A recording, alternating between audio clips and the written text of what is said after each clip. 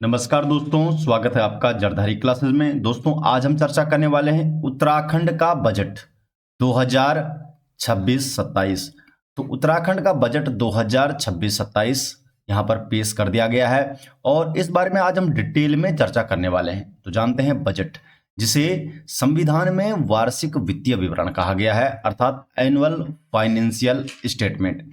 तो संविधान में क्या कहा गया है बजट के लिए? वार्षिक वित्तीय विवरण, अर्थात वर्ष का जो भी वित्तीय विवरण है, जो भी खर्चा पानी होता है, ये पूरे साल का, इसे ही हम बजट कहते हैं। देखिए संविधान क्या कहता है, अनुच्छेद 112 कहता है, इसके तहत प्रतिवर्ष सरकार संसद में, यह केंद्र के लिए संसद में एनुअल फाइनेंशियल स्टेटमेंट अर्थात वार्षिक वित्तीय विवरण पेश करती है और इसे ही हम बजट के नाम से जानते हैं। तो बजट किसे कहते हैं?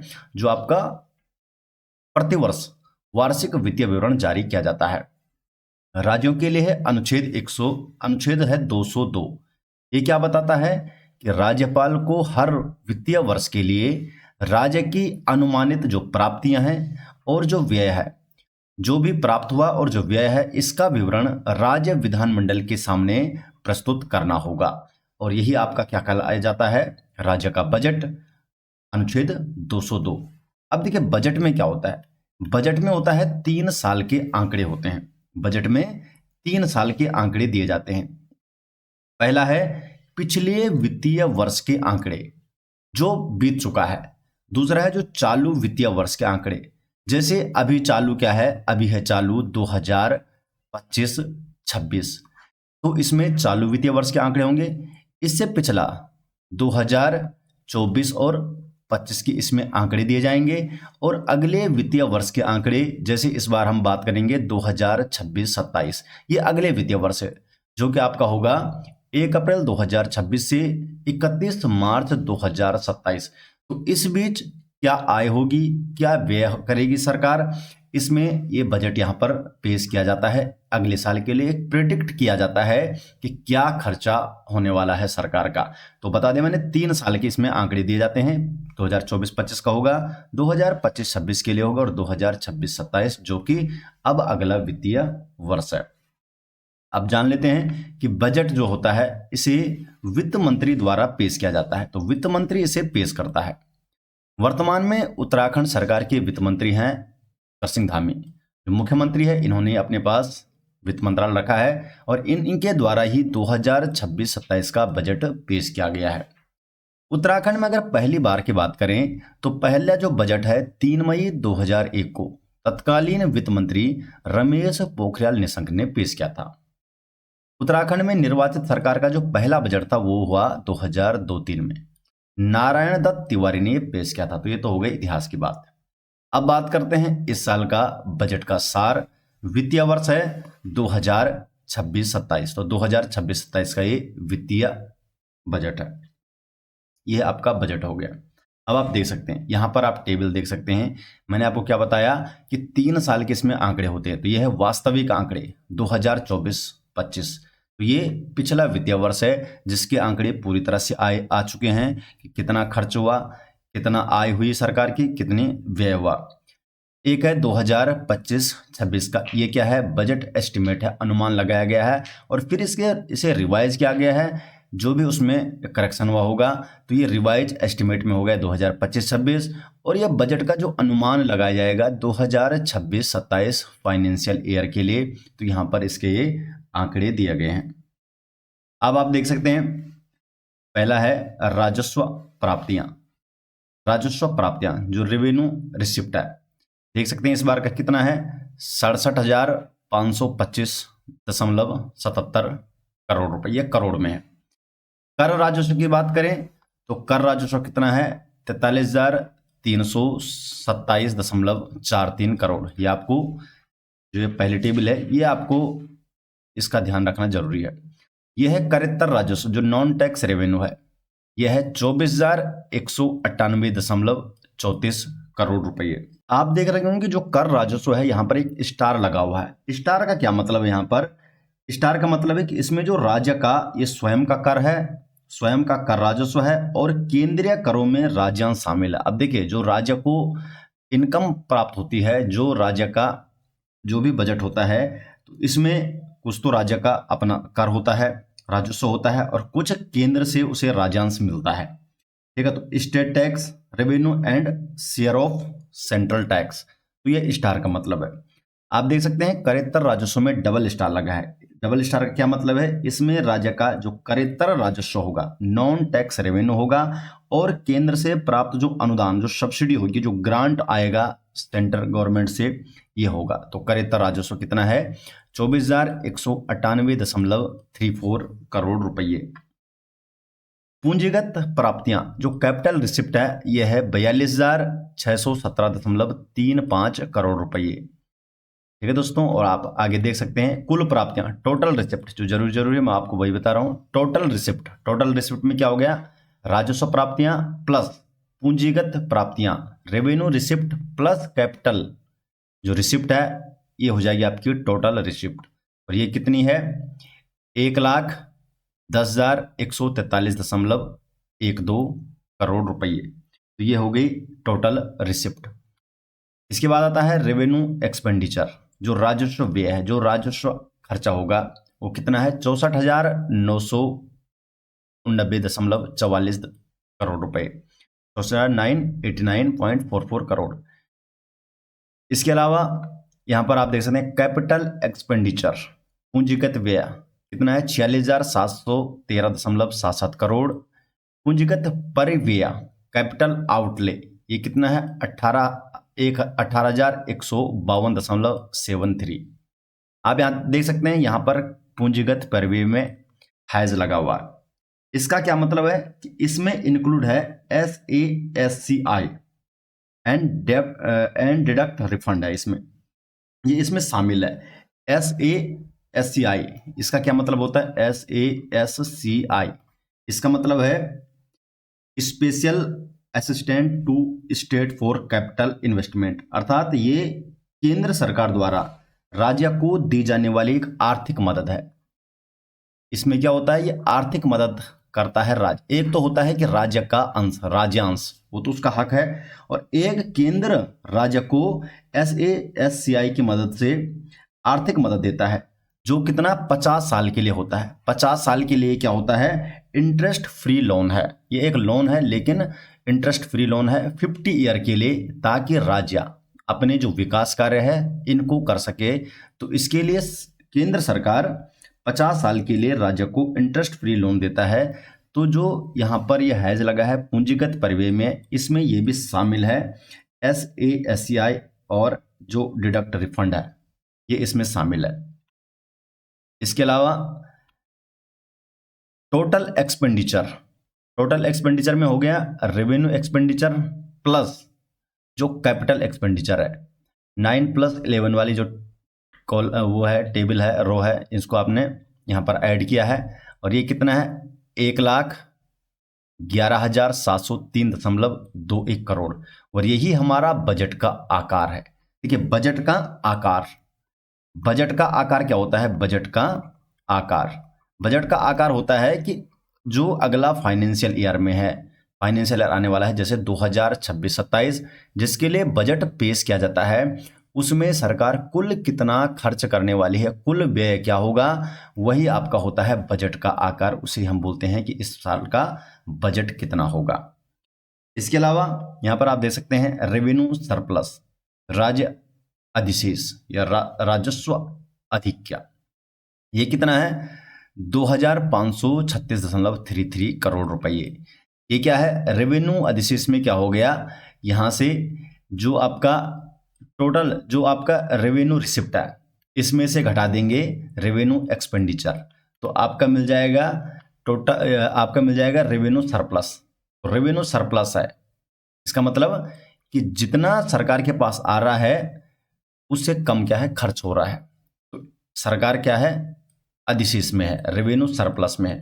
इसके बाद है राजकोषीय घाटा, इसमें डबल हैज लगा हुआ है। इसका मतलब क्या है? इसमें जैसे यहाँ पर बताया गया था ना, सिंगल हैज में यहाँ पे इंक्लूड किया गया था SASCI एंड डिडक्ट रिफंड, लेकिन इसमें क्या है? इसको हटा दिया जाता है। जो लोन है, जो रिफंड है, इसको यहाँ से रिमूव कर दिया गया है, इसको एक्सक्लूड किया गया है यहाँ से। SASCI और जो डिडक्ट फंड है ये राजकोषीय घाटा में इसको हटाया गया है। यह है 12,579.70। इससे हटाते क्यों है? क्योंकि देखिए सरकार ने खर्च किया और सरकार की आय है, उसके अलावा सरकार को जो जरूरत पड़ी उसको लोन के रूप में लिया। तो जो लोन होता है वो सरकार की आय नहीं है, तो अगर हम उसको भी आय मान लेंगे तब तो वो सम उसका जीरो हो गया। तो इसीलिए इसको यहां से हटा दिया जाता है कि एक्चुअल फिगर निकल के आ जाए।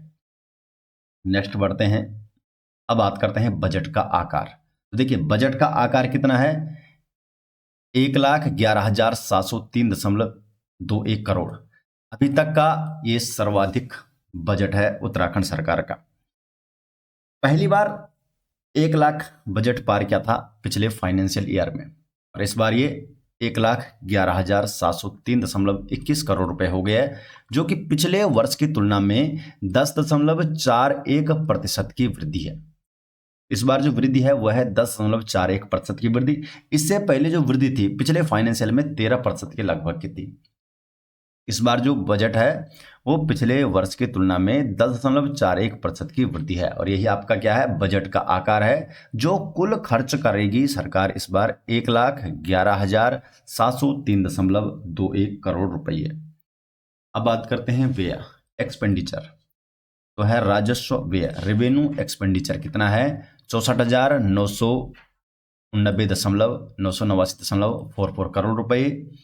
पूंजीगत व्यय कैपिटल एक्सपेंडिचर यह है 46,713.67 करोड़ रुपये। पूंजीगत परिव्यय, एक होता है पूंजीगत व्यय, एक होता है पूंजीगत परिव्यय। कैपिटल आउटले यह है 18,152.73 करोड़ रुपए। और जो कुल व्यय हो गया, कुल व्यय क्या हो गया? राजस्व व्यय प्लस पूंजीगत व्यय, revenue expenditure plus capital expenditure हो गया आपका टोटल एक्सपेंडिचर 1,11,703.21 करोड़ रुपए, जो कि बजट का आकार है। अब यहां पर जान भी लेते हैं कि ये राजस्व व्यय, पूंजीगत व्यय और पूंजीगत परिव्यय होता क्या है, क्योंकि जब हम इस टॉपिक को पढ़ रहे हैं तो ये हमें जानकारी होनी ही चाहिए। सबसे पहले है राजस्व व्यय, रेवेन्यू एक्सपेंडिचर। देखिए ये सरकार का कौन सा खर्चा होता है, क्योंकि व्यय है अर्थात सरकार का खर्चा है। ये ऐसा खर्चा है, ये राजस्व खर्चा कैसा है जिसमें कोई भी प्रोडक्शन कैपेसिटी का विस्तार नहीं होता है। इसमें न तो कोई प्रोडक्शन कैपेसिटी का विस्तार होता है और न ही कोई फ्यूचर के लिए कोई भी यहाँ पर इनकम जनरेट होती है। और फ्यूचर के लिए कोई भी क्या है? इनकम यहाँ पर जनरेट नहीं होती है। तो न तो किसी प्रोडक्शन कैपेसिटी का विस्तार होता है और न ही फ्यूचर के लिए कोई भी इनकम जनरेट होती है। इसमें क्या होते हैं? इसमें आते हैं जितने भी सरकारी खर्चे। इसमें क्या आ गए? सरकारी खर्चे आ गए। जैसे क्या हो गया? सरकारी खर्चे में क्या हो गया? जैसे सैलरी हो गई, ठीक है दोस्तों, जैसे हो गई सैलरी हो गई, सब्सिडी हो गई। सरकार जो भी सब्सिडी देती है, सरकार सब्सिडी देती है, पेंशन देती है, अपने कर्मचारियों को पेंशन देती है। तो ये सभी जो खर्चे आते हैं ये राजस्व व्यय में आते हैं, क्योंकि ये आपका क्या हो गया? ये जा चुका है, इससे कोई भी इनकम जनरेट नहीं होती है। एक बार खर्च हो गया तो वापस इससे कोई भी इनकम जनरेट नहीं होगी, ये एक बार में खर्च हो चुका है। इसके बाद आता है पूंजीगत व्यय। देखिए पूंजीगत व्यय में क्या होता है? पूंजीगत व्यय इसका ठीक उल्टा हो गया है। पूंजीगत व्यय में क्या होता है? ये ऐसे खर्चे होते हैं जिसमें सरकार की प्रोडक्शन कैपेसिटी इसका विस्तार होता है और फ्यूचर के लिए एक इनकम जनरेट होने लगती है। इससे फ्यूचर के लिए कोई इनकम जनरेट हो तो वो होता है पूंजीगत व्यय। ये सरकार की एक पूंजी है, सरकार ने क्या कर दी? एक पूंजी लगा दी है जिससे फ्यूचर में इनकम जनरेट होगी। जैसे हो गए उद्योग, जैसे सरकार किसी उद्योग में खर्च करती है, किसी उद्योग धंधों में खर्च करती है, अस्पताल बनाती है, सड़क बना दी, सड़क हाईवे बना दिए, ठीक है दोस्तों, तो सड़क बना दिए, हाईवे बना दिए, स्कूल बना दिए, जमीन खरीद दी, तो ये हो गई पूंजीगत व्यय। इसमें सरकार का क्या है? सरकार ने एक पूंजी लगाई है और इससे इनकम जनरेट होगी, प्रोडक्शन कैपेसिटी का विस्तार होगा, और ये आपका हो गया पूंजीगत व्यय में। जैसे सरकार द्वारा किसी को लोन या एडवांस दिया, जैसे नगर निगम को या किसानों को क्या कर दिया? लोन दिया, तो ये भी इसमें क्या है? ये पूंजीगत व्यय में आ गया। इसके बाद आता है पूंजीगत परिव्यय। अब देखिए पूंजीगत परिव्यय क्या है, ये पूंजीगत व्यय का ही एक पार्ट है। आप समझ सकते हैं ये जो पूंजीगत व्यय है, पूंजीगत व्यय का ही एक छोटा सा पार्ट है। आप समझ सकते हैं कि पूंजीगत व्यय में तो आ गया मान एक बड़ा डिब्बा है और उसके अंदर रखा हुआ है एक छोटा सा डिब्बा, ये हो गया पूंजीगत व्यय। ये आपका माना पूंजीगत क्या है, ये व्यय है और इसके अंदर ही एक पूंजीगत परिव्यय है, ये आउटले है, कैपिटल आउटले, और ये हो गया कैपिटल एक्सपेंडिचर।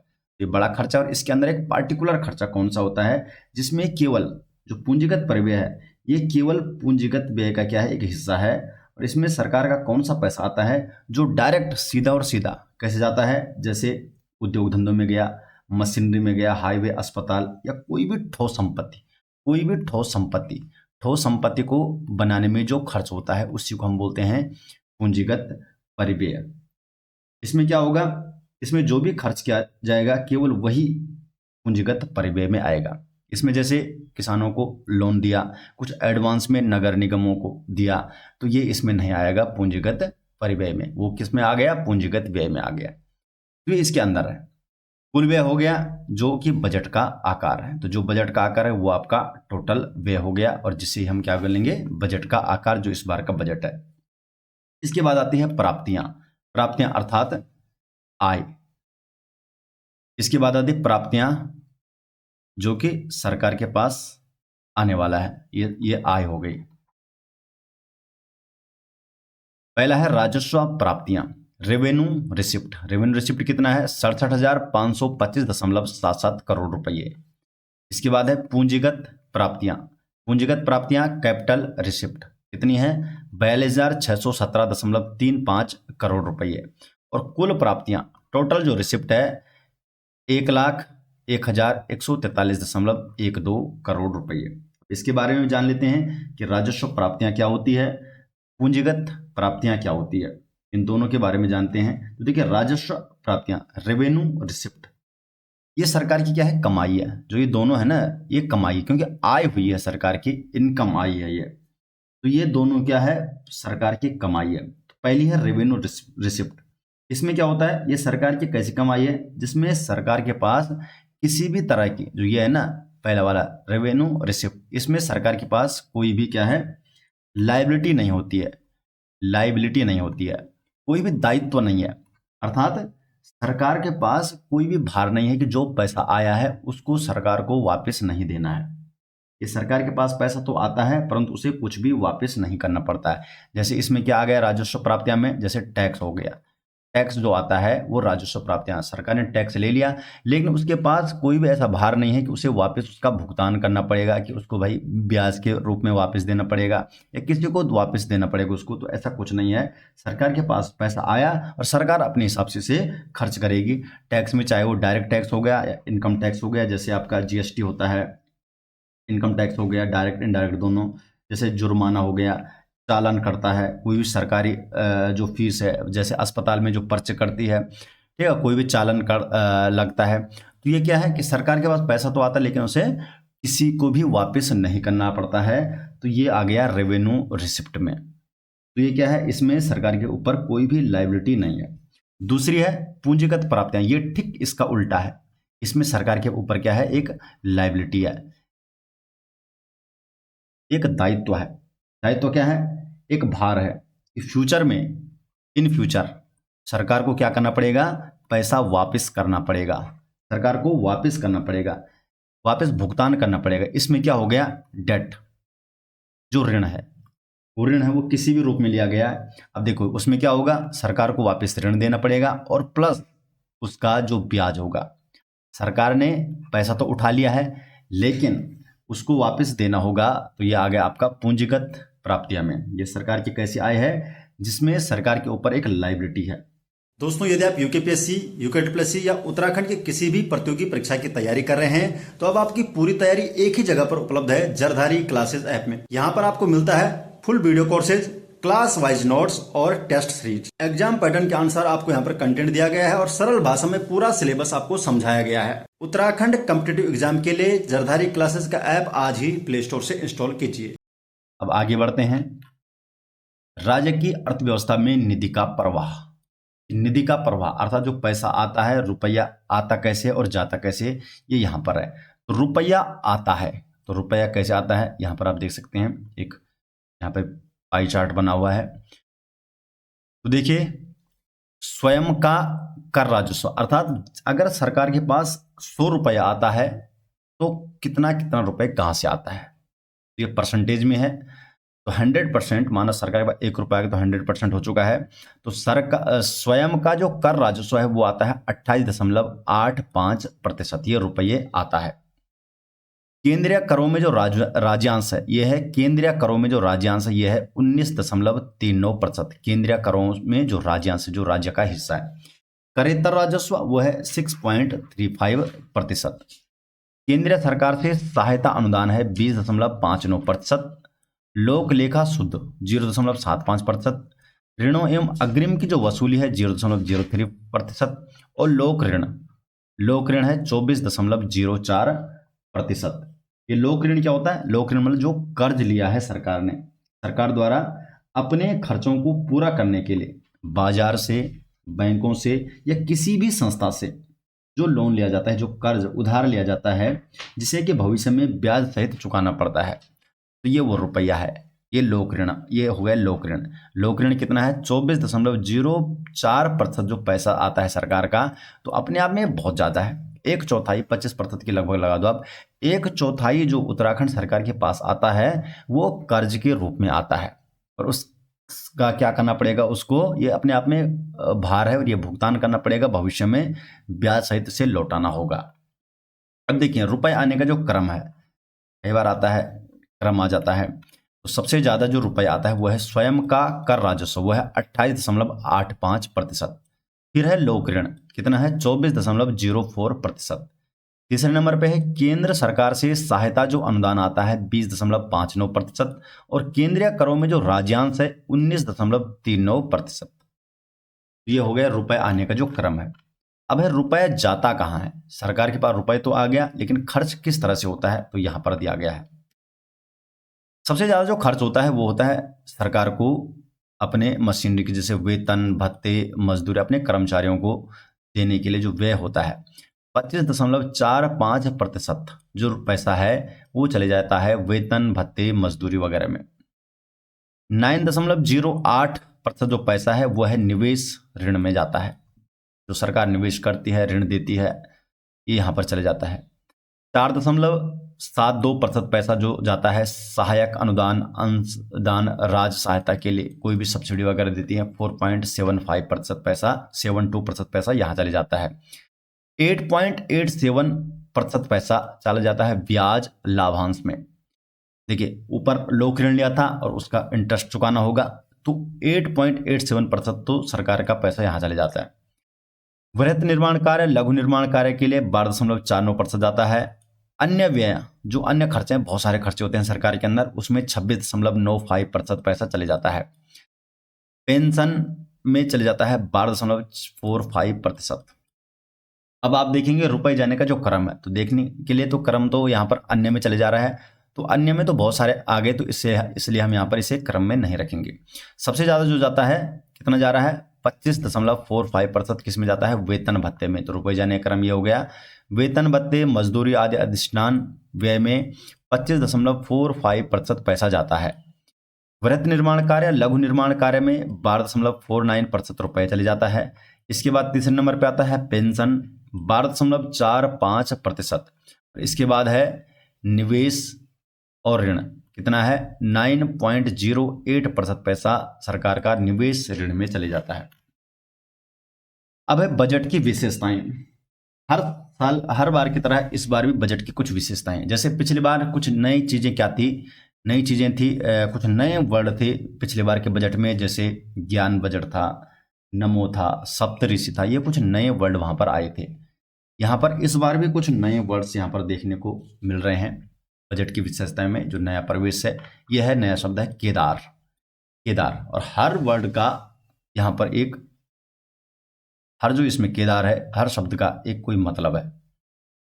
केदार, के का मतलब है कौशल विकास, ई का मतलब है इकोलॉजी संवर्धन, डी है धरोहर संरक्षण, ए अर्थात अवसंरचना निर्माण, और आर का अर्थ है रिवर्स माइग्रेशन। तो ये चीजें आपको नोट करनी है। केदार का मतलब क्या है, ये हो गया यहाँ पर। इसके अलावा मानस, मानस कुछ नया इस बार। एम का मतलब है मंगलकारी, मानस का ए मतलब है अवसरयुक्त, एन मतलब है नवोन्मेषी, ए अर्थात आध्यात्मिक और एस मतलब सांस्कृतिक गतिविधियां। तो ये है मानस। बजट का मुख्य बिंदु, एक नया शब्द इस बार आ रखा है संतुलन। संतुलन SANTULAN, और हर यहां पर शब्द का एक मतलब है।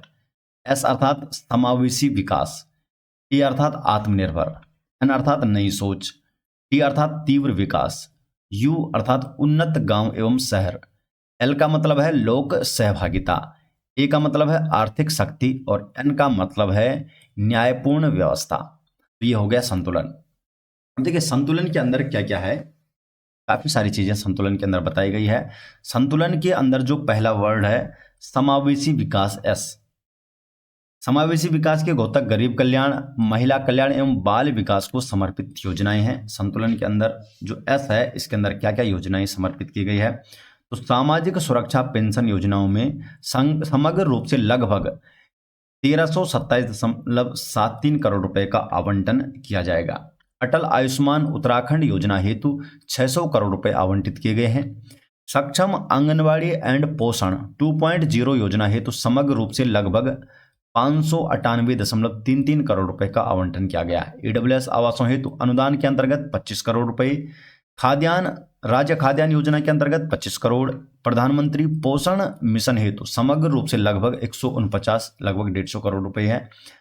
मुख्यमंत्री महालक्ष्मी किट योजना हेतु 30 करोड़ रुपए, मुख्यमंत्री आंचल अमृत योजना हेतु 15 करोड़ रुपए। ठीक है, जो भी ये नई नई योजना है, कुछ जो लेटेस्ट जो करंट अफेयर में हम आपको बताते हैं तो वो भी इंपॉर्टेंट हो जाती है। राज्य में प्रसूता के लिए ईजा बोई सगुन योजना है तो समग्र रूप से लगभग 14.13 करोड़ रुपए नहीं आए इस बार। मुख्यमंत्री महिला पोषण योजना है तो लगभग 13.44 करोड़ रुपए आवंटित किए गए हैं। मुख्यमंत्री वात्सल्य योजना है तो 15 करोड़, और मुख्यमंत्री बाल एवं महिला बहुमुखी विकास निधि है तो 8 करोड़ रुपए। इसके बाद संतुलन का है ए अर्थात आत्मनिर्भर उत्तराखंड। इसमें आत्मनिर्भरता के दृष्टिकोण से कृषि उद्योग एवं पर्यटन सेक्टर से संबंधित योजनाएं हैं। में आगे पशुपालन विभाग के अंतर्गत स्वरोजगार परक व लाभार्थी परक योजना हेतु लगभग 42.02 करोड़ रुपए आवंटित किए गए हैं। समग्र रूप से मिशन एप्पल के लिए 42 करोड़, ट्राउट प्रोत्साहन योजना हेतु लगभग 39.90 करोड़, उच्च मूल्य वाले फलों जैसे कीवी हो गया, ड्रैगन फ्रूट हो गया, इनके लिए इनके उत्पादन को बढ़ावा देने के लिए लगभग 30.70 करोड़ रुपए आवंटित किए गए हैं। राज्य में चाय विकास योजना के लिए लगभग 25.93 करोड़ रुपए का आवंटित किया गया है। सगंध पौधा केंद्र को अनुदान एवं सगंध पौधों के क्लस्टर विकास के लिए लगभग 24.75 करोड़ रुपए। फसलों की सुरक्षा के लिए घेरबाड़ हेतु 20 करोड़ रुपए आवंटित किए गए हैं। प्रदेश के सूक्ष्म लघु एवं मध्यम उद्योगों को सहायता योजना के लिए 75 करोड़, मुख्यमंत्री स्वरोजगार योजना के लिए 60 करोड़ रुपए और प्रमोशन ऑफ इन्वेस्टमेंट, स्टार्टअप और एंटरप्रेन्योरशिप के लिए 30 करोड़ रुपए आवंटित किए गए हैं। स्टार्टअप वेंचर फंड हेतु 25 करोड़ और मेगा इंडस्ट्रियल एवं मेगा टेक्सटाइल नीति के तहत अनुदान के लिए 25 करोड़ रुपए। इसके अलावा इको टूरिज्म गतिविधियों के लिए 18.50 करोड़ रुपए आवंटित किए गए हैं। इसके अलावा जो कुछ कॉरिडोर है, हरिद्वार गंगा कॉरिडोर परियोजना के लिए 10 करोड़, ऋषिकेश गंगा कॉरिडोर परियोजना के लिए भी 10 करोड़ है, और सरयू और अन्य रिवर फ्रंट योजनाओं के लिए 10 करोड़ रुपए, प्रत्येक के लिए 10 करोड़ रुपए आवंटित किए गए हैं। संतुलन में एन हो गया, एन अर्थात नई सोच। इसमें संस्कृत पाठशालाओं को अनुदान हेतु 28 करोड़ रुपए, खनन सर्विलांस योजनाओं के अंतर्गत 24.50 करोड़ रुपए, विद्यालयी शिक्षा विभाग के अंतर्गत छात्रवृत्ति हेतु 15 करोड़ रुपए आवंटित किए गए हैं। उच्च शिक्षा विभाग के अंतर्गत छात्रवृत्ति हेतु 15 करोड़, खेल विभाग के अंतर्गत छात्रवृत्ति हेतु लगभग 13.50 करोड़। देखिए दोस्तों बहुत सारे हैं इसके अंदर, ये सारी डिटेल PDF में आपको दे दूंगा हमारे यहाँ पर टेलीग्राम चैनल पर, तो यहाँ से भी आप, और ऐप के अंदर ये कंप्लीट यहाँ पर आपको देखने को मिल जाएगी। जरधारी क्लासेस का जो ऐप है, लैब ऑन व्हील्स योजना के लिए 4 करोड़, राज्य डेटा सेंटर सुदृढ़ीकरण के लिए समग्र रूप से 65 करोड़। ये सारी चीजें आप देख सकते हैं यहाँ पर, डिटेल में आपको ऐप के अंदर दे दूंगा। यूनिफॉर्म सिविल कोड के अंतर्गत 5 करोड़ रुपए आवंटित किए गए हैं। संतुलन में आ गए। फिर तीव्र विकास के लिए टी है, इसमें PMGSY योजना के अंतर्गत पूंजीगत मद में 1050 करोड़, गड्ढा मुक्त सड़क अभियान हेतु 400 करोड़ है, और नागरिक उड्डयन विभाग के अंतर्गत समग्र रूप से पूंजीगत मद में 52.50 करोड़, और नंदा देवी राजजात जो कि होने वाली थी इस बार, नंदा देवी राजजात जो होगी इसके लिए 25 करोड़ रुपए आवंटित किए गए हैं। इसके बाद संतुलन का फिर आता है यू में है उन्नत शहर एवं गांव का विकास। इसमें विकसित भारत जो जी राम जी है इसके लिए 705.25 करोड़ रुपए आवंटित किए गए हैं। ग्रामीण विकास विभाग के अंतर्गत समग्र रूप से 1642.20, वाइब्रेंट विलेज प्रोग्राम है तो 40 करोड़ रुपए। इसके अलावा नगरीय अवस्थापना के सुदृढ़ीकरण है तो 60 करोड़ रुपए। फिर संतुलन का आता है एल अर्थात लोक सहभागिता।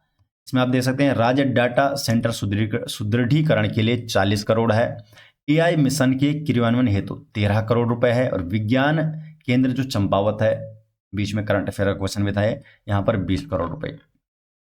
फिर संतुलन में आता है आर्थिक शक्ति, एक अर्थात आर्थिक शक्ति। इसमें रिस्पना बिंदाल की एलिवेटेड यूटिलिटी शाफ्टिंग के लिए 350 करोड़ रुपए, टिहरी रिंग रोड परियोजना के लिए 10 करोड़ है, प्रधानमंत्री ग्राम सड़क योजना के लिए 1050 करोड़ रुपये, इको टूरिज्म गतिविधियों के लिए 18.50 करोड़ रुपए, और मुख्यमंत्री स्वरोजगार योजना के लिए 60 करोड़ रुपए है। संतुलन में जो एन है न्यायपूर्ण व्यवस्था, इसमें पुलिस आवास हेतु है 100 करोड़ रुपए, इंडिया रिजर्व वाहिनी की स्थापना के लिए 10 करोड़ रुपए, स्टेट डिजास्टर रिस्पांस फोर्स के लिए 10 करोड़ है, और आंतरिक सुरक्षा हेतु केंद्रीय पुलिस बल को भुगतान के लिए है 2.5 करोड़, जेलों के निर्माण के लिए है 25 करोड़ है, और उत्तराखंड न्यायिक एवं विधिक अकादमी के लिए 6.96 करोड़ रुपए, और रेप एंड पॉक्सो एक्ट के लंबित प्रकरणों हेतु फास्ट ट्रैक विशेष कोर्ट के लिए 3.42 करोड़ रुपये। इसके बाद आता है FRBM अधिनियम। तो FRBM अधिनियम का ये पालन कर रहा है। FRBM अधिनियम एक एक्ट है जिसके तहत कोई भी बजट होता है उसे FRBM अधिनियम का पालन करने के लिए प्रेरित किया जाता है। तो राजस्व अधिक्य, इसमें कहा गया है कि राजस्व अधिक्य यहाँ पर हाँ है, ये FRBM का पालन करता है। राजकोषीय घाटा जो कि GSDP के प्रतिशत में 3% की सीमा के अंतर्गत होना चाहिए, और ये भी उत्तराखंड का जो बजट है ये भी इसका पालन करता है। 3% के अंतर्गत है 2.94, कितना है उत्तराखंड का 2.94% है। उत्तराखंड का जो बजट है वो 2.94%, जो कि 3% की सीमा के अंतर्गत है। राजकोषीय घाटा, लोक ऋण GSDP के प्रतिशत में ये 32.50% की सीमा के अंतर्गत होना चाहिए। जो लोक ऋण है ये कितना है यहाँ पर 24% के लगभग है, जो कि 32.50% की सीमा के अंतर्गत है। राजस्व अधिक्य हाँ है, यहाँ पर हमने फर्स्ट टेबल में देखा था। यहाँ पर आप देख सकते हैं राजस्व जो अधिशेष था, राजस्व अधिक्य जो रेवेन्यू सरप्लस था, तो यहाँ पर हमने क्या किया था कि जो रेवेन्यू रिसिप्ट है इसमें से घटाया था रेवेन्यू एक्सपेंडिचर, जो राजस्व प्राप्तियां हैं और राजस्व व्यय। इसका मतलब है कि राजस्व प्राप्तियां ज्यादा है राजस्व व्यय से, पैसा सरकार के पास ज्यादा आ रहा है और खर्च कम हो रहा है। तो ये हो गया, इसका मतलब सरकार के पास पैसा बच रहा है। तो राजस्व अधिक्य है सरकार के पास कितना है 2536.33 करोड़ रुपये, जो कि FRBM के अंतर्गत क्या है हाँ है कि राजस्व अधिक्य, सरकार घाटे में नहीं चल रही है। तो ये तीनों ही चीजें क्या है, उत्तराखंड का जो बजट है ये इन तीनों का ही पालन करता है, तीनों में ये हाँ है, तो ये भी एक अच्छी बात है। FRBM अधिनियम क्या है, तो जो FRBM एक्ट 2003, इसके बारे में जान लेते हैं। FRBM एक्ट 2003 है और 2004 में से लागू हो गया था।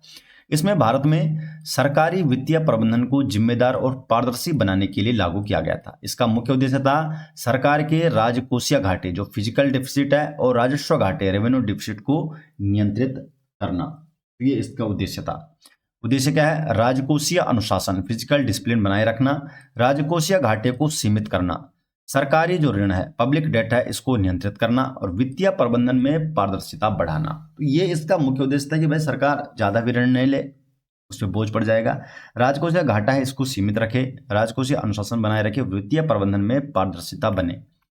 राजस्व अधिक क्या है? उत्तराखंड का बजट है, इसमें जो रेवेन्यू सरप्लस है वहाँ है। इसका अर्थ है कि सरकार की जो राजस्व प्राप्तियां हैं, रेवेन्यू रिसिप्ट है, उसकी राजस्व व्यय अर्थात रेवेन्यू एक्सपेंडिचर से अधिक है, यानी सरकार के पास नियमित आय से खर्च पूरा होने के बाद भी पैसा बच रहा है।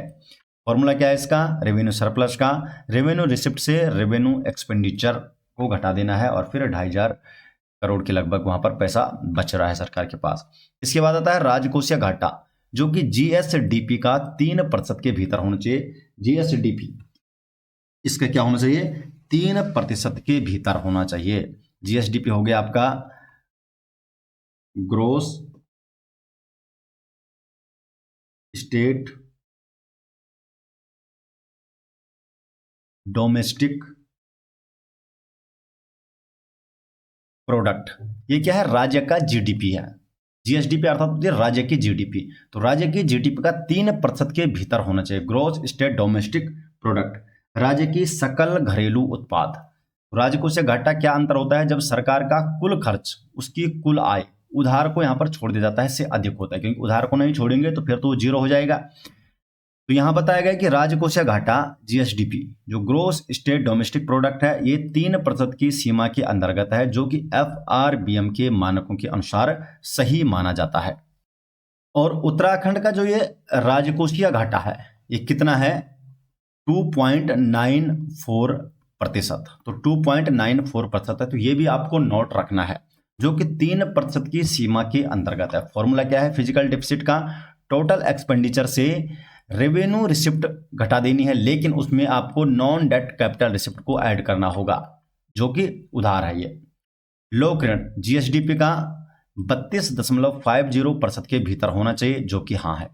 लोक ऋण का मतलब है कि राज्य सरकार पर कुल कर्जा कितना है, और राज्य सरकार पर कुल कर्जा 32.50 32.5% से कम होना चाहिए। एफआरबीएम एक्ट यह कहता है। यदि राज्य का कुल ऋण जीएसडीपी के 32.50 से कम या बराबर है, तो इसे एफआरबीएम के तहत सुरक्षित सीमा माना जाता है। इस साल सरकार के खजाने में जो भी पैसा आएगा, कुल प्राप्तियां, उसका ये 24.04% हिस्सा नए लोक ऋण, जो कि उधारी के जरिए जुटाया गया है। जब हमने बताया था ऊपर जो पाई चार्ट था कि रुपया आता कहां से था, तो लोक ऋण का एक चौथाई लोक ऋण में बताया था मैंने आपको कि भाई लगभग 25% तो सरकार क्या कर रही है, यहाँ पे उत्तराखंड सरकार ऋण ले रही है। तो वो कितना है? 24.04% के लगभग है, और जो कि एफआरबीएम जो एक्ट है उसकी सीमा के अंतर्गत है, यानी बजट का लगभग एक चौथाई हिस्सा क्या है? कर्ज से आएगा। अब प्रमुख जो पूंजीगत योजनाएं हैं उत्तराखंड सरकार की इस बार, तो माध्यमिक शिक्षा विभाग के लिए है 542.84 करोड़ रुपए, उच्च शिक्षा विभाग के लिए है 146.30 करोड़ रुपए, तकनीकी शिक्षा विभाग के लिए 98.50 करोड़ रुपए, खेल विभाग के लिए 69.94 करोड़ रुपए, कला एवं संस्कृति विभाग के लिए 9.90 करोड़ रुपए, चिकित्सा स्वास्थ्य एवं परिवार कल्याण विभाग के लिए है 195.46 करोड़ रुपए, चिकित्सा शिक्षा विभाग के लिए 126.37 करोड़, पेयजल विभाग के लिए है 1827.91 करोड़ रुपए, आवास के लिए 291, शहरी विकास विभाग के लिए है 1401.85 करोड़ रुपए, अल्पसंख्यक कल्याण विभाग 98.45 करोड़ रुपए का यहाँ पर आवंटन किया गया है, ग्रामीण विकास विभाग 1642.20 करोड़ रुपए, ऊर्जा विभाग के लिए 1609.43 करोड़ रुपए, लोक निर्माण विभाग के लिए 2501.91 करोड़ रुपए का आवंटन किया गया है, सूचना एवं प्रौद्योगिकी विभाग के लिए है 86 करोड़ रुपए, नागरिक उड्डयन विभाग के लिए है 52.50 करोड़ रुपए, परिवहन विभाग के लिए 67.45 करोड़ रुपए, वन विभाग के लिए 131.68 करोड़ रुपए, पशुपालन विभाग के लिए 47 है, मत्स्य विकास विभाग के लिए 30.13 है, और औद्योगिक विकास विभाग के लिए 74 करोड़ रुपए। कुछ नई योजनाएं इस बार की। नई योजनाएं क्या क्या है? तो कुंभ मेला जो कि होने वाला है हरिद्वार में, कुंभ मेला हेतु भारत सरकार से अवस्थापना के लिए समग्र रूप से 1027 करोड़ रुपए का आवंटन किया गया है। विकसित भारत रोजगार गारंटी एवं आजीविका मिशन हेतु समग्र रूप से 705.25 करोड़ रुपए, निर्भया फंड के लिए 112.02 करोड़ रुपए, पर्यटन विकास हेतु अवस्थापना निर्माण के लिए 100 करोड़ रुपए है, कोलोनाइजेशन प्रोत्साहन हेतु 25 करोड़ रुपए, हरिद्वार गंगा कॉरिडोर के लिए 10, ऋषिकेश गंगा कॉरिडोर के लिए 10 करोड़, साइबर सिक्योरिटी के क्रियान्वयन हेतु 15 करोड़ रुपए, इमरजेंसी टेक्नोलॉजी एवं एआई के क्रियान्वयन हेतु 10.50 करोड़ रुपए, महक क्रांति इसके लिए है 10 करोड़ रुपए, स्पिरिचुअल इकोनॉमिक जोन के विकास हेतु 10 करोड़ रुपए, हाउस ऑफ हिमालय हेतु 5 करोड़ रुपए, उत्तराखंड एवं भारत दर्शन हेतु 4.50 करोड़ रुपए का आवंटन किया गया है। सरयू एवं अन्य रिवर, ये नई योजनाएं, जो इस बार की जो नई योजनाएं हैं, ये 10 करोड़ रुपए है। आपदा सखी हेतु है 2 करोड़ रुपए का आवंटन, ग्राम प्रहरी हेतु 5 करोड़ रुपए है, नशा मुक्ति केंद्र हेतु 4.5 करोड़ रुपए है, पुस्तकालय निर्माण हेतु 5 करोड़ रुपए और विदेश रोजगार प्रकोष्ठ हेतु 3.73 करोड़ रुपए का आवंटन किया गया है। इसके अलावा न्याय पंचायत स्तर पर स्टेडियम हेतु 10 करोड़ रुपए का आवंटन किया गया है और वन विभाग के अंतर्गत रेस्क्यू सेंटर हेतु 19 करोड़ रुपए का आवंटन किया गया है। इसके अलावा ये ज्ञान बजट भी है, ये जो कि पिछली बार था, तो ये इस बार भी इसे शामिल किया गया है। जी का अर्थात था, जी अर्थात गरीब कल्याण, वाई का मतलब है युवा, ए मतलब है अन्नदाता और एन अर्थात है नारी सशक्तिकरण। तो ये पिछली बार भी था ज्ञान और इस बार भी ज्ञान इसके अंदर रखा गया है। देखिए, ज्ञान के अंतर्गत योजनाओं का आवंटन किस प्रकार किया गया है। पहला है जी, गरीब कल्याण मानव सेवा नारायण सेवा, इसमें अन्नपूर्ति योजना के लिए 1300 करोड़ रुपए, प्रधानमंत्री आवास योजना हेतु 298.35 करोड़ रुपए का आवंटन किया गया है। प्रधानमंत्री आवास योजना 2.0 शहरी के लिए 56.12 करोड़ रुपए और ईडब्ल्यूएस आवास हेतु अनुदान के लिए 25 करोड़।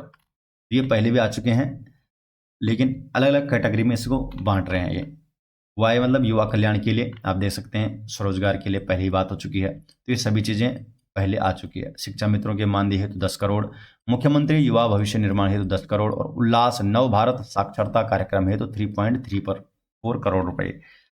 ये अर्थात अन्नदाता, तो यहाँ पर आप देख सकते हैं ट्राउट प्रोत्साहन हेतु 39.90 करोड़ रुपए। आईटीबीपी बटालियन को जीवित भेड़ बकरी और कुक्कुट आपूर्ति हेतु 3.5 करोड़ रुपए। दीनदयाल उपाध्याय सहकारिता किसान कल्याण योजना के अंतर्गत 42.50 करोड़ और मिशन एप्पल के अंतर्गत ये बात हो चुकी है ऊपर। एन अर्थात नारी सशक्तिकरण, तो नंदा गौरा योजना हेतु 220 करोड़ रुपए है। प्रधानमंत्री मातृत्व वंदन योजना हेतु 47.78 करोड़ रुपए। तो यहाँ पर आप देख सकते हैं। अब बात करते हैं सेक्टरवार स्थिति। सेक्टर वार क्या है, अब बात करते हैं कि सेक्टर वार क्या चीज है। तो सेक्टर वार आय और व्यय, आप देखेंगे 4 चीजें इसमें। पहला है सामान्य सेवाएं, तो सबसे ज्यादा सामान्य सेवाओं में खर्च होगा। सामान्य सेवाओं में कितना है, 31,360.77 करोड़ रुपए। डिटेल भी जान लेंगे हम नीचे इसकी। सामान्य सेवाएं क्या है, सामाजिक सेवाएं क्या है, आर्थिक स्थानीय निकाय। इसके बाद है 29,126.23 करोड़ रुपए, ये किसमें खर्च होगा, सामाजिक सेवाओं में। फिर है 19,350.18 करोड़ रुपए आर्थिक सेवाओं में खर्च किया जाएगा और स्थानीय निकायों को अनुदान हेतु 3,305 करोड़ रुपए। ये सभी जो बात हो रही है ये करोड़ रुपए में हो रही है। तो ये यहाँ पर पाई चार्ट दिया गया है, सामान्य सेवाओं में क्या खर्च होगा, ठीक है। उत्तराखंड जो बजट 2026-27 है, सेक्टर वार खर्च के बारे में बात करें तो सभी का आंकड़े किस में है, ये करोड़ रुपए में है। सेक्टोरल एक्सपेंडिचर है ये सेक्टर वार स्थिति की। तो पहला आया सामान्य सेवाएं, जो जनरल सर्विस है, कितना 31,360.77 करोड़ रुपए। इसके अंतर्गत क्या होता है, ये बजट का सबसे बड़ा हिस्सा है। सबसे बड़ा जो खर्च है ये सामान्य सेवाओं में जाएगा। सामान्य सेवाओं का मतलब होता है कि सरकार को चलाने और राज्य की व्यवस्था बनाए रखने की जो बुनियादी खर्च होते हैं। इसमें हो गया सरकारी कर्मचारियों का वेतन, रिटायर हो चुके कर्मचारियों की पेंशन, पुलिस और कानून व्यवस्था का खर्च, न्यायपालिका का खर्च, कर वसूली का खर्च और सबसे महत्वपूर्ण है पुराने कर्जों जो लोक ऋण है इस पर ब्याज का भुगतान होना है। तो ये हो गया सामान्य सेवाओं में। तो इसको 4 कैटेगरी में बांटा गया है। सामाजिक सेवाओं सोशल सर्विस की बात करें तो 29,126.23 करोड़ रुपए यहाँ पे खर्च होने हैं और ये खर्च राज्य के मानव संसाधन ह्यूमन कैपिटल यानी आम जनता की सीधे विकास और भलाई पर किया जाता है। जो सामाजिक सेवाएं होते हैं इसमें क्या हो गया, शिक्षा हो गया, खेलकूद हो गया, कला संस्कृति स्वास्थ्य और परिवार कल्याण, पानी की सप्लाई हो गई जैसे जल जीवन मिशन, साफ सफाई हो गए, आवास हो गए, शहरी विकास हो गए, SC ST OBC का कल्याण। तो ये हो गया सामाजिक सेवाओं में जो डायरेक्ट इससे है आम जनता से सीधा संबंधित है। इसके बाद आता है तीसरा है आर्थिक सेवाएं इकोनॉमिक सर्विस, इसमें है 29,350.18 करोड़ रुपए खर्च होगा। और ये वो सेक्टर है जो सीधे तौर पर राज्य की अर्थव्यवस्था इकोनॉमी को रफ्तार देगा, रोजगार पैदा करता है, इंफ्रास्ट्रक्चर बनता है। इसमें आ गया कृषि, उससे जुड़े काम जैसे पशुपालन हो गया, डेयरी हो गया, ग्रामीण विकास में जैसे ग्रामीण विकास हो गया, सिंचाई, ऊर्जा जो बिजली के प्रोडक्ट्स होते हैं, उद्योग, परिवहन, सड़कें, पुल वगैरह, ये सभी चीज़ें, और पर्यटन, ये सभी क्या हो गए, आर्थिक सेवाएं हो गई जो कि राज्य की इकोनॉमी से डायरेक्ट संबंधित है। इसके बाद आता है चौथे नंबर पे स्थानीय निकायों को जो अनुदान होगा, जो ये ग्रांट्स दिए जाएंगे, लोकल बॉडीज को जो सब्सिडी दी जाएगी, वो कितना होगा, 3,305 करोड़ रुपये। और ये पैसा सत्ता के विकेंद्रीकरण के लिए, विकेंद्रीकरण को दर्शाता है, डिसेंट्रलाइजेशन के लिए, क्योंकि राज्य सरकार सारा काम खुद तो नहीं कर सकती है। इसके लिए वो स्थानीय स्तर पर क्या करेगी, नीचे पैसा भेजेगी, जिसमें आ गए ग्राम पंचायत आ गया, क्षेत्र पंचायत आ गया, जिला पंचायत, नगर पालिका, नगर निगम, इनको क्या करेगी, बजट यहाँ पर फंड क्या करेगी, फंड इनको भेजेगी और यहाँ पर काम करेंगे। तो ये हो गया स्थानीय निकायों को ये अनुदान होगा। इसके बाद आते हैं राज्य की जो अर्थव्यवस्था है, जीएसडीपी, राज्य का सकल घरेलू उत्पाद, अर्थात राज्य की जो जीडीपी है। तो ये हो गया राज्य की जीडीपी। अब देखिए जीडीपी क्या होता है, चाहे वो राज्य की हो चाहे देश की हो, राज्य हो चाहे देश हो, तो राज्य और देश का जो भूभाग है उसके अंतर्गत, उसके अंदर जो कुल उत्पादन हुआ है, कुल जो प्रोडक्शन हुआ है, जो कुल प्रोडक्शन होता है, उसी को हम बोलते हैं जीडीपी। राज्य अथवा केंद्र, राज्य अथवा देश, तो यहां पर हम राज्य की बात करें तो उत्तराखंड जो राज्य है, उत्तराखंड राज्य का जो भूभाग है, इसकी सीमा के अंतर्गत जो भी प्रोडक्शन होता है, जो भी उत्पादन होता है, ये राज्य की जीडीपी कहलाती है, अर्थात सकल घरेलू उत्पाद, ग्रोस स्टेट डोमेस्टिक प्रोडक्ट। अब देखें वर्ष 2024-25 की बात करें तो उत्तराखंड की जो जीएसडीपी थी 3,47,000 करोड़ रुपये, और 2025-26 में है 3,81,000 करोड़ रुपये। तो इस बार है 3,81,000 करोड़ रुपये। यहाँ पे आप देख सकते हैं, यहाँ पे एक ग्राफ बना हुआ है 2011-12 से लेकर और 2025-26। अब आप देख सकते हैं लास्ट में जो आपको 2-3 चीजें दिखाई दे रही होंगी, REPE, AE, ये क्या चीज है? देखिए ये आपको केवल जो REP और A दिखेगा, ये आपको केवल लास्ट में दिखेगा, ठीक है दोस्तों, क्योंकि ये आपको जो नए आंकड़े होंगे इसमें दिखाई देंगे, जो पुरानी चीजें हैं उसमें तो क्लियर हो गया होगा। अब देखते हैं यहाँ पर एक है, पहला है RE मतलब होता है रिवाइज्ड एस्टिमेट। यह है RE मतलब होता है रिवाइज एस्टिमेट। इसके बाद आता है PE का मतलब है प्रोजेक्टेड एस्टिमेट, और इसके बाद है AE का अर्थ है advance estimate. RE revise estimate, अर्थात इसको बोलते हैं हिंदी में संशोधित अनुमान। PE का मतलब है प्रोजेक्टेड एस्टिमेट, अनुमानित अनुमान, और एडवांस एस्टिमेट है जो कि अग्रिम अनुमान लगाया गया है। जैसे 2011-12, 2012-13 ये चीजें तो क्या है, रिवाइज होके ये तो कंफर्म हो गए भाई, इतना था, ठीक है। 2023-24 में क्योंकि जो हम बजट करते हैं अगले साल के लिए, जो अगला वित्तीय वर्ष है उसके लिए क्या करते हैं, एक अनुमान लगाते हैं, लेकिन जैसे साल पे छूटता है तो हम देखते हैं एक्चुअल में हमारा खर्चा हुआ कितना था इस साल, ठीक है। तो 2023-24 जो कि पिछला हो चुका है, पिछला वित्तीय वर्ष है, 2023-24 में रिवाइज होकर आ चुका है। 2023-24 का जो रिवाइज एस्टिमेट है, जो कि संशोधित अनुमान है, वो है 3,14,973 करोड़ रुपये, जो कि ये पिछले वित्त वर्ष का है। 2024-25 ये पिछला है 3,47,981 करोड़ रुपये। ये राज्य की अर्थव्यवस्था जीएसडीपी थी। 2025-26 वो है जो कि इस बार चालू है 3,81,889 करोड़ रुपये, जो कि यहाँ पर दिखा है 3,81,000 करोड़ रुपये।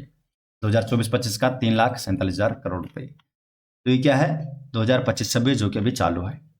इसके बाद आता है राज्य की अर्थव्यवस्था में जो प्रति व्यक्ति आय है, तो यहाँ पे तुलनात्मक ग्राफ दिया गया है 2011-12 से लेकर और 2025-26, इसमें वही है। 2022-23 RE है, 2023-26 का भी रिवाइज एस्टिमेट है, 2024-25 प्रोजेक्टेड एस्टिमेट है, और 2025-26 का है एडवांस एस्टिमेट। तो आप देख सकते हैं यहाँ पे है तुलनात्मक ग्राफ है भारत के तुलना की गई है उत्तराखंड की भारत से। तो आप देख सकते हैं कि उत्तराखंड का जो प्रति व्यक्ति आय है वो हमेशा क्या है, भारत से ज़्यादा रहा है। देश की जो प्रति व्यक्ति आय है उससे ज़्यादा रहा है। तो 2025-26 में आप देख सकते हैं कि 2,19,575 रुपये थी देश की प्रति व्यक्ति आय, और उत्तराखंड की थी 2,73,921 रुपये। 2024-25 में 2,05,324 रुपये, और 2024-25 में उत्तराखंड की बात करें तो 2,05,736 रुपये। तो ये हो गई प्रति व्यक्ति आय। अब बात करते हैं राज्य की अर्थव्यवस्था के जो घटक है 2025-26 का एडवांस एस्टिमेट है। यह है आपका क्षेत्र, प्राथमिक, द्वितीय और तृतीयक क्षेत्र। तो प्राथमिक, द्वितीयक और तृतीयक, प्राथमिक क्षेत्र का कितना योगदान है राज्य की अर्थव्यवस्था में है 9.59%। ये भी इंपॉर्टेंट है, ये नोट करना है आपको। इसके बाद तृतीयक क्षेत्र का जो योगदान है वो है 39.95%, और तृतीयक क्षेत्र का योगदान है 50.46%। आप यहाँ पर देख सकते हैं कि सबसे ज्यादा जो योगदान है वो है तृतीयक क्षेत्र का, तृतीयक क्षेत्र अर्थात सेवा क्षेत्र का, फिर है द्वितीयक क्षेत्र का, और प्राथमिक क्षेत्र का सबसे कम है। अब इनके बारे में जान लेते हैं थोड़ा सा। जो क्षेत्र है प्राथमिक क्षेत्र, जिसे जो कि कृषि से संबंधित क्षेत्र है, इसमें क्या होता है, जो प्राकृतिक संसाधन होते हैं, जो नेचुरल रिसोर्स होते हैं, इनको उत्पाद के रूप में प्राप्त किया जाता है प्राथमिक क्षेत्र में। इसमें प्राथमिक क्षेत्र में जैसे हो गया कृषि हो गया, पशुपालन हो गया, वानिकी खनन हो गया, मत्स्य पालन वगैरह, ये सभी चीजें आ गई प्राथमिक क्षेत्र में। ये आपका कृषि से संबंधित क्षेत्र है, कृषि क्षेत्र भी इसे कहते हैं। इसमें जो प्राकृतिक संसाधन है, जो नेचुरल रिसोर्सेज है, इसे उत्पाद के रूप में प्राप्त किया जाता है। इसके बाद आता है द्वितीयक क्षेत्र। द्वितीयक क्षेत्र में क्या होता है, इसे औद्योगिक क्षेत्र भी कहते हैं। इसमें जो प्राथमिक क्षेत्र का जो उत्पाद है, इसे कच्चे माल के रूप में उपयोग किया जाता है। इसमें विनिर्माण हो गया, गैस जल विद्युत, जो निर्माण कार्य है वो सारा का सारा आपका क्या हो गया, औद्योगिक क्षेत्र या द्वितीयक क्षेत्र में होता है। जैसे हमने गन्ना लिया, तो गन्ना तो क्या था, प्राथमिक क्षेत्र में था। गन्ना प्राथमिक क्षेत्र में था क्योंकि हमने कृषि संबंधित डायरेक्ट लिया, और गन्ने से चीनी बनाई तो वो क्या हो गया, द्वितीयक क्षेत्र में। तो गन्ने से चीनी बनाने का काम ये द्वितीयक क्षेत्र का है, औद्योगिक क्षेत्र का। लकड़ी से फर्नीचर बनाए, कपास से कपड़ा बनाया, कपड़ा बुना, तो ये आपका क्या हो गया, द्वितीयक क्षेत्र है। तृतीयक क्षेत्र है सेवा क्षेत्र।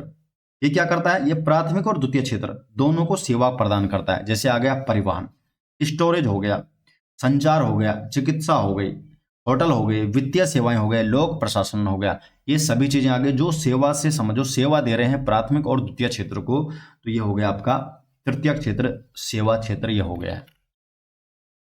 अब बात करते हैं उत्तराखंड बजट 2026 जो विभागवार जो बजट का आवंटन है, डिपार्टमेंट वाइज जो एलोकेशन है। तो आप देखते हैं जो यहाँ पे मैंने दिया है, जो टॉप, जो सबसे ज्यादा जो बजट आवंटित किया गया है, वित्त, कर, नियोजन, सचिवालय, इनके लिए 56,906.05 करोड़ रुपए का आवंटन किया गया। शिक्षा, खेल, युवा कल्याण और संस्कृति में, education, sports, youth welfare, culture में 12,660 करोड़ रुपए। चिकित्सा एवं परिवार कल्याण के लिए 4,546.47 करोड़ रुपए। जलपूर्ति, आवास व नगर विकास के लिए है 4,243.35 करोड़ रुपए। आपको केवल ये देखना है भाई ज्यादा किसमें है, कम कितने, क्योंकि ये सारे जो आंकड़े इतना याद करने की आपको जरूरत नहीं, पर ये आपको जरूर पता होना चाहिए किसमें कितना आवंटन किया गया, सबसे ज्यादा किसमें, उसके बाद किसमें, क्योंकि कई बार क्या आता है उसको असेंडिंग और डिसेंडिंग ऑर्डर में या मिलान वगैरह में आगे। ठीक है, ग्रामीण विकास में जो रूरल डेवलपमेंट है 3,860.22 करोड़ रुपए। लोक निर्माण कार्य में जो पब्लिक वर्क है 3,645.68 करोड़ रुपए। इसके बाद है पुलिस एवं जेल में 3,524.70 करोड़ रुपए आवंटित किया गया है। कल्याण योजनाओं में 2,912.50 करोड़ रुपए। राजस्व एवं सामान्य प्रशासन में 2,732.91 करोड़ रुपए, और अनुसूचित जाति कल्याण में, वेलफेयर ऑफ शेड्यूल कास्ट में 2,468.88 करोड़ रुपए। वित्तीय वर्ष 2025-26 की बात करें तो यहाँ पर जेंडर बजट, अगर जेंडर बजट की बात करें तो जेंडर बजट था 16,961.32 करोड़ रुपए का प्रावधान किया गया था। और इस बार जो वित्तीय वर्ष 2026-27 है, इसमें जेंडर बजट 19,692.02 करोड़ रुपए का प्रावधान किया गया है। तो दोस्तों ये हो गए इस बार का जो बजट था। तो यहाँ पर मैंने डिटेल एनालिसिस करके आपको बता दिया है। संपूर्ण बजट आपका यही था उत्तराखंड का। और दोस्तों आशा करते हैं कि आपको ये वीडियो पसंद आती है। ये जो पूरा नोट्स है दोस्तों, ये आपको मिल जाएगा हमारे एप्लीकेशन में। जरधारी क्लासेस का ऐप आप जरूर इंस्टॉल कर लीजिए। उसमें आपको यहाँ पर डिटेल ये आप देखने को मिल जाएगा, पीडीएफ। इसके जो मॉक टेस्ट भी होगा वो भी आपको उसमें ऐड कर दिया जाएगा। तो मिलते हैं दोस्तों नेक्स्ट वीडियो के साथ, तब तक के लिए आपका बहुत बहुत धन्यवाद। दोस्तों यदि आप यूकेपीएससी, यूकेटीपीएससी या उत्तराखंड की किसी भी प्रतियोगी परीक्षा की तैयारी कर रहे हैं तो अब आपकी पूरी तैयारी एक ही जगह पर उपलब्ध है, जरधारी क्लासेस ऐप में। यहाँ पर आपको मिलता है full video courses, class wise notes और टेस्ट सीरीज। एग्जाम पैटर्न के अनुसार आपको यहाँ पर कंटेंट दिया गया है और सरल भाषा में पूरा सिलेबस आपको समझाया गया है। उत्तराखंड कॉम्पिटिटिव एग्जाम के लिए जरधारी क्लासेस का ऐप आज ही प्ले स्टोर से इंस्टॉल कीजिए।